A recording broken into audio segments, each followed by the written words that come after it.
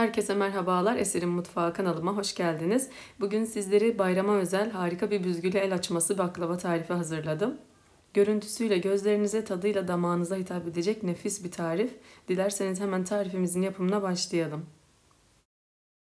Öncelikle şerbeti hazırlamakla başlıyorum.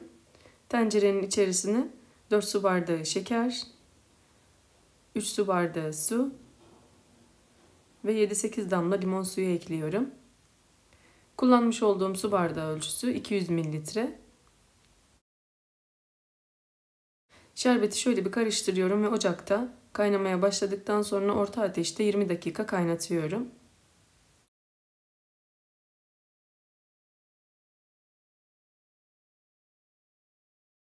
Şerbetimizi kaynattım. Sizlere şöyle kıvamını göstermek istiyorum.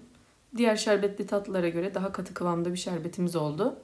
Soğuması için kenara alıyorum. Tatlımızın hamurunu hazırlamaya başlıyorum.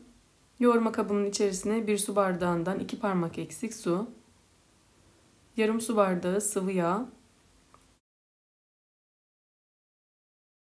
2 yemek kaşığı üzüm sirkesi ve 1 adet yumurtayı ekliyorum ve karıştırıyorum.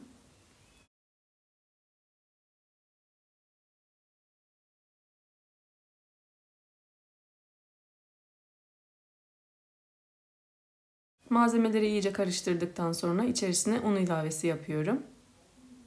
Unun yarısını ekledikten sonra üzerine 1 paket kabartma tozu ekliyorum ve karıştırıyorum. Tüm tariflerim gibi bu tarifimde de kullanmış olduğum malzeme listesini açıklama bölümüne ekliyorum. Kaçıran arkadaşlarımız videonun altındaki açıklama bölümünden ulaşabilirler.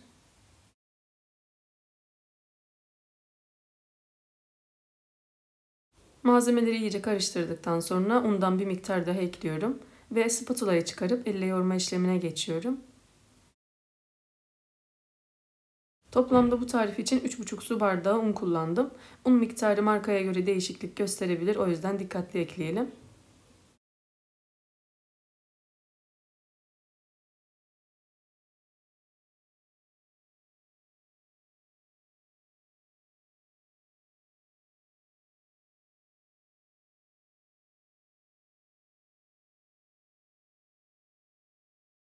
Kalanını da ekleyip 2-3 dakika boyunca hamurun homojen bir kıvam almasını sağlıyorum.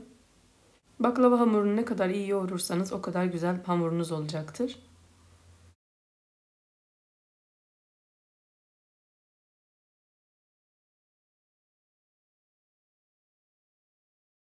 Gördüğünüz gibi hamurumuz çok güzel oldu. Kıvamı gayet güzel oldu, yumuşacık. Rahat açmamız için yumuşak olması önemli. Hemen hamuru masaya alıyorum ve bezelere ayırıyorum.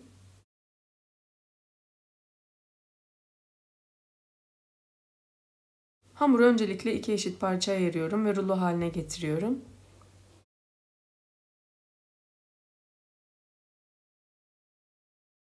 Daha sonra da her bir parçayı 4 eşit parçaya ayırıyorum. Toplamda bu tariften 8 eşit beze elde ediyorum.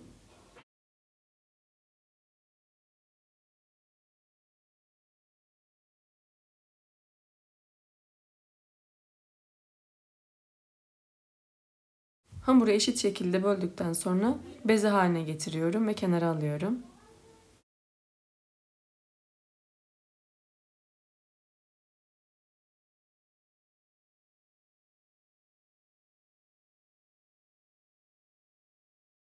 Hazırlamış olduğum bezeyi uygun bir tabağın içerisine yerleştirip üzerini streç filmle kapatıyorum ki kabuk bağlamasın. Bezelerimizi kenarda 1 saat dinlenmeye bırakıyorum. Vaktiniz varsa daha fazla da dinlendirebilirsiniz.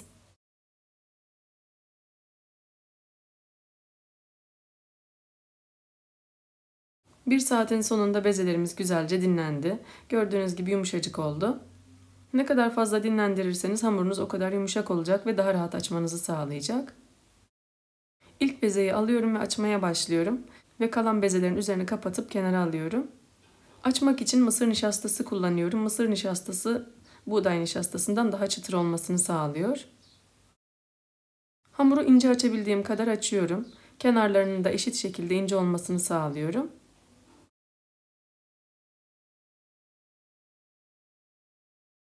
Hamuru büyütebildiğim kadar büyüttüm. Gördüğünüz gibi Çok ince bir şekilde açıldı. Oklavada rulo haline getirdikten sonra kenarlardan büzüştürüyorum. Ve dikkatli bir şekilde açılacak noktasından açıyorum. Rahat bir şekilde açılıyor. Hiçbir şekilde yapışma olmuyor.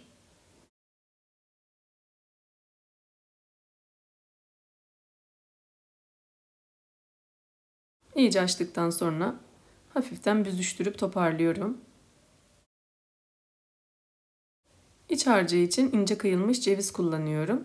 Orta kısmına gelecek şekilde cevizi yerleştiriyorum.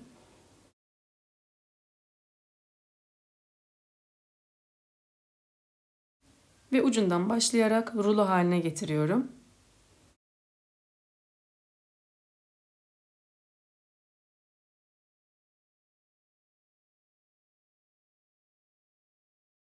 Gördüğünüz gibi ilk hamurumuzun şeklini verdik. Kullanacağım tepsinin ebatında ölçüsünü alıyorum ve kenarlarından kesiyorum.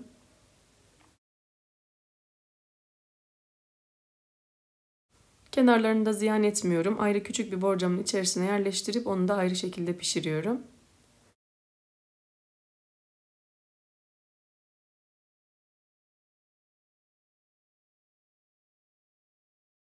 Size şöyle bir tane daha yakından göstererek detaylı anlatmak istiyorum.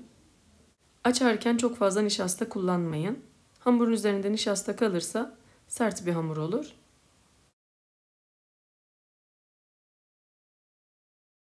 Hamuru açarken orta kısımlarına bastırmayalım. Elimizi kenarlara koyarak inceltmeye çalışalım.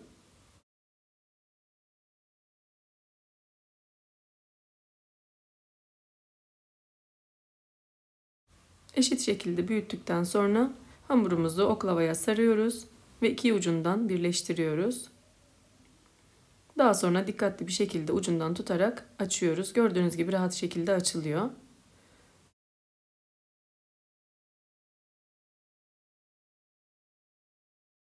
Açmış olduğum hamuru şöyle bir toparlıyorum. Daha sonra iç harcımızdan yerleştiriyoruz ve rulo haline getirmeye başlıyoruz. Gördüğünüz gibi kenar kısımlarını iç tarafa katladım. Bu şekilde daha güzel şekil alıyor.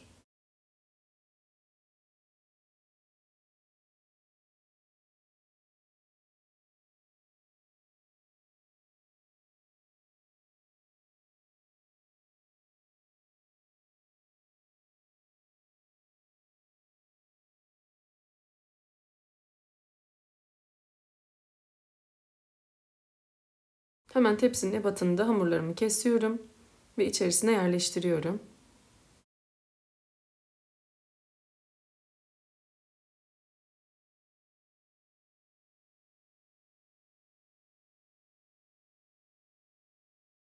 Bütün bezeleri hazırladıktan sonra tepsiye yerleştirdim ve şöyle bir aralıklarını düzeltiyorum. Tatlımızın üzerine sürmek için 125 gram eritilmiş tereyağının içerisine 1 çay bardağı sıvı yağ ekliyorum ve karıştırıyorum. Siz tereyağı kullanmak istemiyorsanız 1,5 su bardağı sıvı yağ ekleyerek üzerine sürebilirsiniz. Karıştırmış olduğum yağı tatlının her tarafına gelecek şekilde bir kaşık yardımıyla gezdiriyorum. Her tarafına gelmesine özen gösterelim ki eşit şekilde pembeleşsin.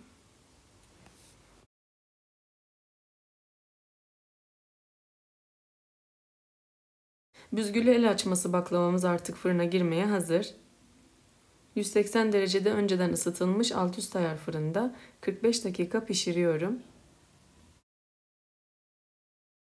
45 dakikanın sonunda tatlımız fırından çıktı. Gördüğünüz gibi çok güzel pembeleşmişler. 5-10 saniye bekledikten sonra hemen tatlımızın ılımış olan şerbetini veriyorum. Tatlımızı fırından çıktıktan sonra sadece 5-10 saniye beklettim. Çok fazla bekletmeyin. Hemen sıcak tatlıya soğuk şerbetimi verdim. Tatlımızın şerbetini tamamen verdikten sonra dinlenmesi için 1-2 saat bekletiyorum. Eğer vaktiniz varsa tatlınızı 3-4 saat dinlendirebilirsiniz. Ben vaktim olmadığı için 1 saat dinlendirdim. 1 saatin sonunda tatlımı hemen dilimlere ayırıyorum.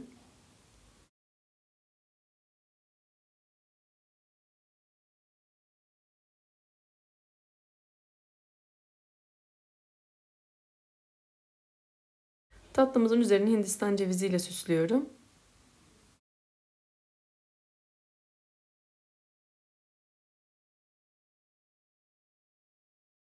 Büzgül el açması baklavamız artık sunuma hazır. Şöyle hemen sizlere alıp yakından göstermek istiyorum.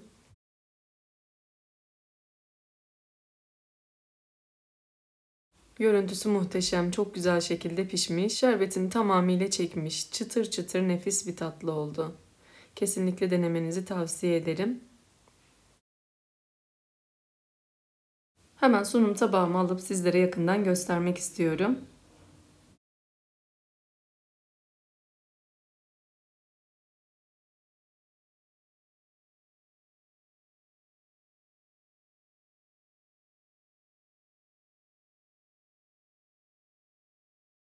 Gördüğünüz gibi her katı açılıyor, incecik. Harika bir lezzet oldu. Kesinlikle sizler de denediğiniz zaman bana hak vereceksinizdir. Deneyecek olan herkese şimdiden afiyet olsun. Bugünlük de bir lezzetli tarifin daha sonuna geldim. Umarım çok beğendiğiniz bir lezzet olmuştur. Tarifimi beğendiyseniz beğenmeyi, kanalıma hala abone değilseniz abone olmayı unutmayın lütfen. Tariflerimi görmesini istediğiniz arkadaşlarınızla paylaşabilirsiniz. Bildirim zilini aktifleştirerek paylaşımlarımdan anında haberdar olabilirsiniz. Farklı ve lezzetli tariflerde görüşmek üzere. Kendinize çok iyi bakın. Hoşça kalın.